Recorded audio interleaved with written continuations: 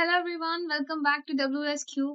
In our today's session, we will be talking about iteration in dictionary. Yes, guys, we can loop our dictionaries as well, and we will be seeing in today's session that how we can do iteration in dictionary, how we can loop the values inside the dictionary. So let's get started. Before that, if you want to become a successful data analyst and if you want to learn from our experts live, then you can call on the given number or you can fill the form that is provided in our description. Not just that, with our every batch, you will be getting 2 demo classes for free. So, guys, I'm taking an example of a dictionary over here. I have created a dictionary with the name, age, and gender as keys, and John 23 and male as the values. What I will be doing, I will be looping the key names over here. So, how that can be done? All I need to do is use a for loop that for x in a colon print x. Let's run and see what output do we get.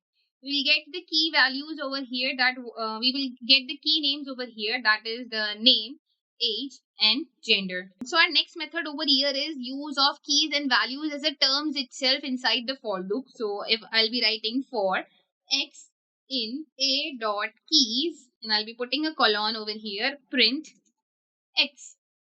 So let's run and see what output do we get. So we will be getting the names of the keys over here, which is there in this dictionary. That is the name, age, and gender.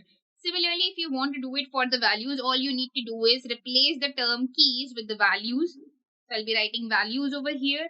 And as soon as I run it, it will be looping within the values of the dictionary.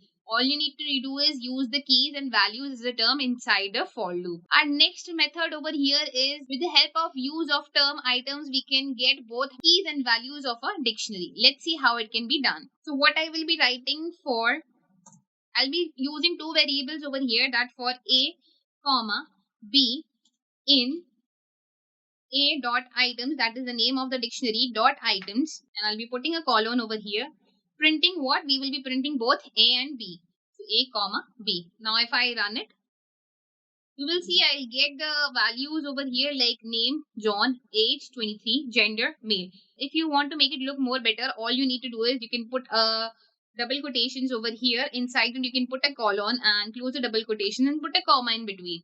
Now if I run it, I'll be getting name John, age 23, gender male. So this is how you can obtain the keys and the values by using the items method over here. So guys, these were 4 methods by the help of which we can loop inside the dictionary. I hope these methods are clear to you and you have no doubts and no questions. So in our next session, we will be discussing about some functions, some inbuilt functions related to the dictionary. So stay connected and I'll see you in the next session. Thank you.